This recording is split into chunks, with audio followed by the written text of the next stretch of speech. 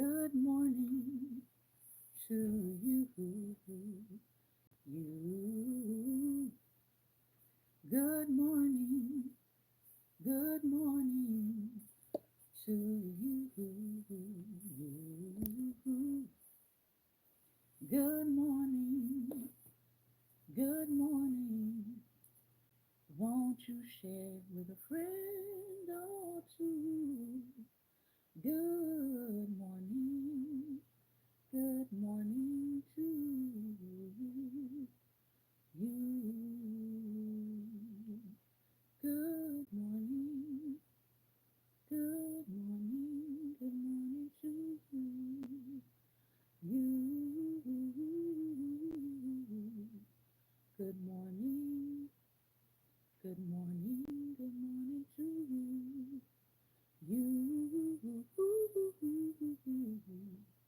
Good morning. Good morning to you and many more. Good morning, good morning, good morning, and welcome to Daring Dialogues. I'm your host today, Shantae Charles. This is Relationship Wednesday, where we talk about all things relationship. So, if you've been joining us, or if you have joined us for the first time, you can catch us on Wednesdays talking all things relationship. Maybe you don't want to show up any of the other days of the week and you just want to hear what we have to say centered around relationships and setting boundaries. This is relationships with yourself, relationships with others, interpersonal relationships, work relationships, spiritual relationships. That's what we cover on Wednesdays. We are currently reading from two books: Set Boundaries, Find Peace, A Guide to Reclaiming Yourself by Dr. Nedra Glover Tawwab. And we're also reading her second book in the series, Drama Free, A Guide to Managing Unhealthy Family Relationships. So today we said that we were going to pick back up in the Set Boundaries, Find Peace book. And the subject that we've been talking about in this particular book right now is blurred lines. This is chapter 7 from her book, and you have the book and you're following along. And in this section, she's talking about blurred boundaries breakdowns, ways in which people blur the boundaries in their relationships. Last time we looked at gossiping, and then we looked at telling people how to live their lives, which often many of us run into. We have people that feel as though they can tell you how to run your life. We're going to look at boundary blurred line number 3 and number 4, and then how to restate and refresh your boundaries with others. So let's look at number 3, problematic behavior that blurs lines. Instructing others as to what they should and shouldn't tolerate in relationships. Ooh wee. This happens again quite a bit. Sometimes you might hear a phrase like, if it were me, I would XYZ. In relationships, we're all able to withstand different things on different levels. When we share what we would do if X, Y, and Z happens, it denies the other person the opportunity to decide their own boundaries. Again, just listening is a useful practice. Now, if you don't have the tolerance level for listening to someone go on about what their relationship issues are, you can always refer them to a counselor or a therapist. I often say this because I've sometimes run into this issue, and I'm honest enough with people to say, listen, you all are too close to me for me to not run into some type of bias when I'm listening to you. I know both of you too well to facilitate this conversation. So rather than me facilitate this conversation because I love you both equally, here's a number to some counselors. Here is a reference list of some counselors who don't have backstory and back history on YouTube, and you all can go to them and you don't have to worry about any kind of bias. Or maybe you have met one person and have more of a history with one person than another. Sometimes that can make it difficult for you to remain unbiased in what you're saying to a person. So I'm going to always use caution, and I'm going to do what I feel like is the best for both of them, which would be to refer them to a third party who does not have that personal history, personal knowledge that might interfere with giving some helpful advice. And that's something that I have just learned to do from experience, and that has helped me to keep my friendships intact. That has helped me to make sure that one person in a relationship doesn't feel like they're being double teamed on, because that can often happen. Um, and so think about that. If you have friends or you have family members that are in relationships and they're coming to you asking for that relationship advice, and maybe they're not bringing the other person along, or that you're not a certified therapist, and the issues that they're bringing to you are way above your pay grade and way over your head, and you don't have the certification to be doing that kind of counseling, I'm gonna always err on the side of caution and refer that person out, because um, I don't want to assume a level of knowledge that I don't have and wind up harming their relationship rather than helping them. So again, rather than telling somebody what they should or shouldn't tolerate in their relationship, unless it's something like abuse, right? And then there's a whole other process for handling abuse. If you know someone is in an abusive relationship, you can help them walk through the process of getting out of that safely, but there is a process for that.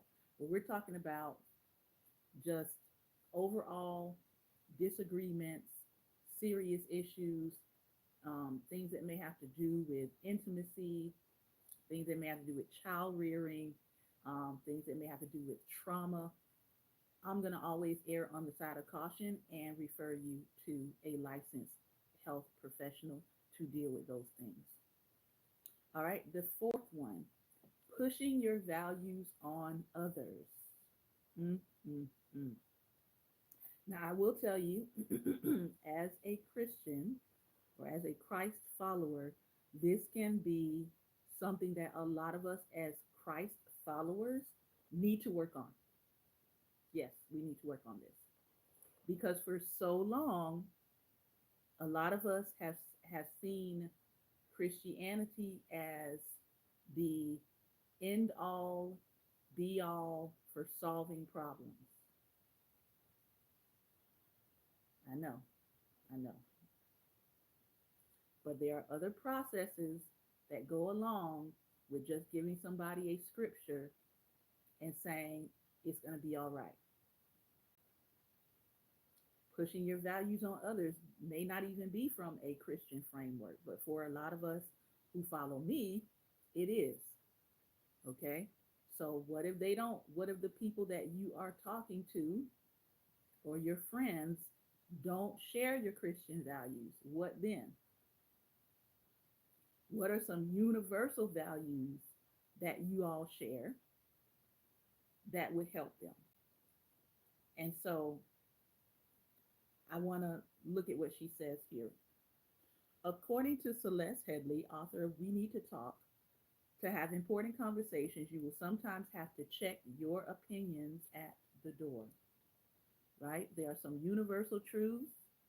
There are some universal moral guidelines, like we don't steal, we don't kill.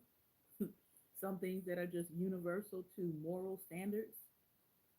But there are some times where we have to check our own beliefs at the door. There is no belief so strong that it cannot be set aside to learn from someone who disagrees with you. Your beliefs will still be there when you are done. Everyone is entitled to their own belief and opinion, but someone else's opinion about your life is not more valuable than your own. So make sure you're not pushing your values on other people. And again, as Christians, that can be a challenge, because Typically, we are encouraged to share our value system. However, if that person doesn't share your value system or they're not interested in hearing about your value system, then can you listen to them, hear where they're coming from, and be that listening ear? Can you do that? If you can't, you need to be honest and let the person know, hey, I can't do that. It's okay to say, I don't have the answers. It's okay to say, because of my value system, I really can't offer you insight on this. It's okay to say that. The question is, are you available to listen? Are you available to listen? Now, that person may come back around to you and say, hey, I noticed or I've seen in certain situations, I've watched how you've responded.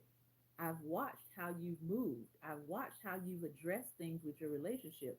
I noticed that you have good relationships with people in your family, with your spouse, with your siblings. Tell me a little bit about what you are doing to have those good relationships. I noticed that you and your siblings get along really well. I noticed that you all are really, really close. What is it about your value system that makes that possible? Then now you have an invitation to share your values. I hope everybody is understanding. So you're not pushing your values on people. Live your life. Do what works for you. Do what, doesn't morally compromise you. And in doing so, people will see the life that you're living and how you live it, and they will inquire, what is it? What are you doing differently? I was having a conversation, and um, the conversation was in reference with me and my sibling and how they appreciated the camaraderie that we have, that when we talk to each other, we can spend an hour on the phone, we can cover important conversations, we can cover difficult topics with each other, we can apologize to each other when we feel like one person is talking over the other person. We can laugh and we can joke and we can end the conversation on a good note. And I had to tell that person, listen, my relationship with them wasn't always like that. That happened over a period of a decade. I had to get to that point of sharing and talking. And it started out very small and very incrementally. The conversations were very short at first, but the more that we began to talk and communicate, the more that those conversations became more comfortable, the easier it was for us to begin to talk and to share, have boundaries with each other, state very plainly, hey, I like it when you do this, I appreciate this, I don't like it when you do that. So, over a period of time, that happened. And sometimes we can look at people's relationships and think that, oh man, they're way up here. I can never reach that. But everybody started somewhere. Everybody starts somewhere in their communication. And so if you feel like I'm trying to build a relationship with someone, I'm trying to build that level of communication and intimacy, and I want to be able to talk to them for hours and hours and enjoy myself and not feel uncomfortable in the conversation, start with a minute. Start with 2 minutes. Hi, how are you doing? Just calling to see how you are, just checking on you. All right, I'm going to let you go. Thank you so much for your time. Start incrementally, start off small if you have to, and then work your way up. The next section here she calls restating and refreshing your boundaries. And you might have to do this over the holidays. When you restate a boundary, use the same strategy as when you initially set one. Be clear, state your need, and deal with your discomfort. You can't permit any violations to slide. Allowing slips will give the impression that you aren't serious about your expectations. As we looked at previously, Chloe found it challenging to stick with her boundary. She would say, the next time you ask me for help, I will say no. but she didn't say no the next time the person asked her for help. She either agreed to help or threatened to say no at another time. She did not honor her boundary because she feared the fallout, assuming that her brother would stop her from seeing her nieces and nephews, even though he never said that he would do that. Chloe and I decided that refreshing her boundary to something simple like "I can't help you" would be more immediate response. I advised her to not offer an explanation or make promises about the future. She would simply say no. Reducing your interactions. One of the six boundary areas is time. How often and when you give your time to others is your choice. You don't have to offer your time freely to people you find emotionally draining. Ooh, let me say that one again.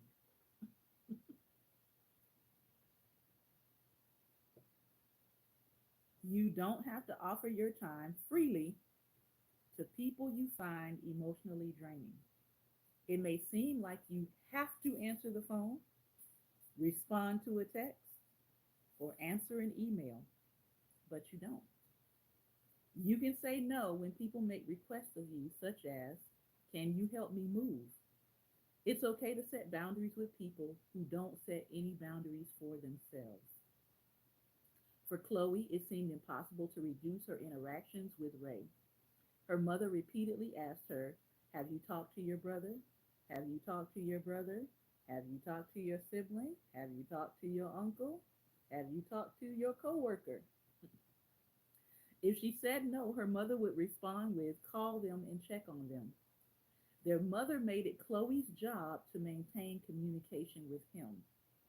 Don't you hate one sided relationships where people think it's your job to maintain the communication, but it's never their job?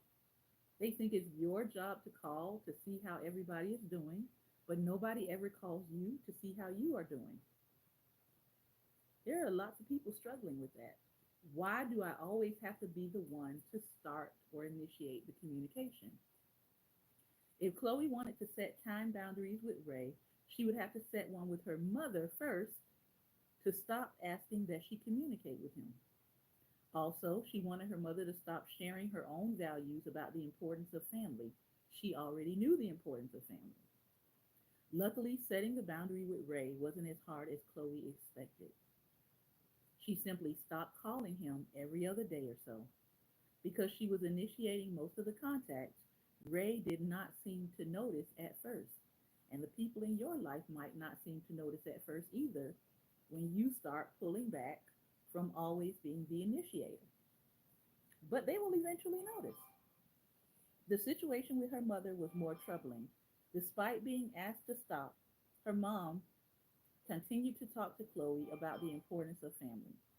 So Chloe needed new ways to shape the dialogue with her mother.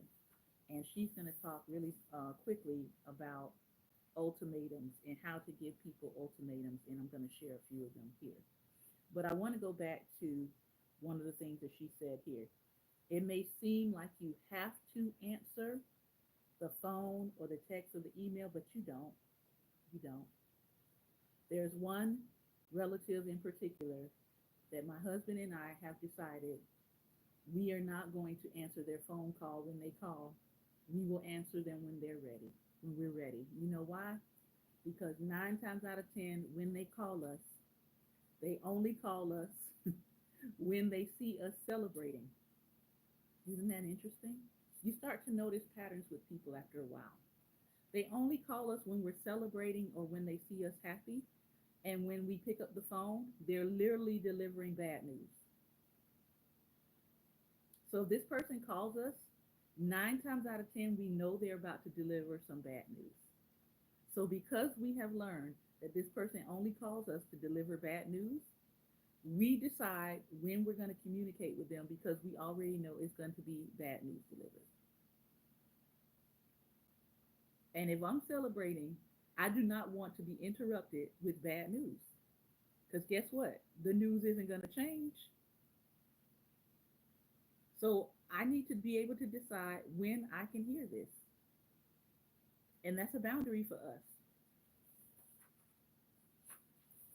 You have to, again, only you can set the boundaries that you need for your life. These are all tips on how to do that. So, issuing ultimatums. An ultimatum is a choice given to another to either change or submit to a designated consequence. There are consequences that we intend to uphold. If an ultimatum is issued and not adhered to, it's a threat. People don't respect threats, but they can learn to respect ultimatums. So here are some examples. Statement: I've asked you to call before you stop by. If you come over unannounced again, I will not open my door. That's a statement. Action: you don't open the door when they attempt to violate your boundary. So that means if they do it, you stick to what you said by not opening the door. Here's another one. Statement: I don't want you to share my personal business with others. If you do, I will stop telling you things I don't want others to know. And I would add, because you don't know how to keep confidence. Action: stop sharing with the person who violates your request for privacy. Uh-huh. You can implement that today. Ultimatums are healthy when you use them as a tool to execute and follow through on your boundaries, attaching them to reasonable consequences like the ones we just mentioned. Ultimatums aren't healthy when your consequences are punitive or when you threaten people into doing what you want them to do. So here are some healthy ultimatums and unhealthy. Healthy ones: if you aren't ready to leave by 7 o'clock, I will take a taxi there without you. Or you can take a taxi there without me. If I find out you're drinking again, I will not loan you any money. If you don't tell me what you want for dinner, I'll decide in the next hour. Unhealthy ultimatums: we need to have kids or else. There's nowhere to go with that. If you go out with your friends, I'm not talking to you for the rest of the week. Unhealthy. If you don't work late tonight, I'm not giving you the time off that you requested. Unhealthy. All right. I am going to stop there, and I hope that I have said something today that was helpful to you about setting boundaries in your life, especially as we are going into the holidays. Um, we'll be back on next week, and hopefully we'll give you some more tips to help you during the holidays, especially those of you who are going to be traveling and getting ready to visit family. I want to say this: everybody has the right to autonomy, everybody has the right to personal decision, and everybody has the right to dignity. When you feel like your decisions are being cut off, when your autonomy is being limited, and when people are trying to shame you into doing what they want you to do, those are all red flags about your relationships.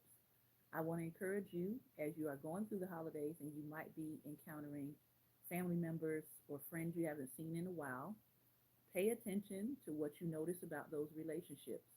Are they treating you as the person you are right now, or are they treating you as someone they used to know? Are they trying to bring you back into a familiar pattern of who you used to be so that they are more comfortable in dealing with you in the now? Think about that as you go into this holiday season. I know we're sort of still in it for some, and it's going to pick back up again for others. But I encourage you to make sure that you set those boundaries so that you can have the peace that you need in your life. This has been another episode of Daring Dialogues, and I've been your host today, Shantae Charles. We're going now to Instagram to chop it up about this subject. If you want to join us over there, it's at Daring Dialogues. You can meet us there now.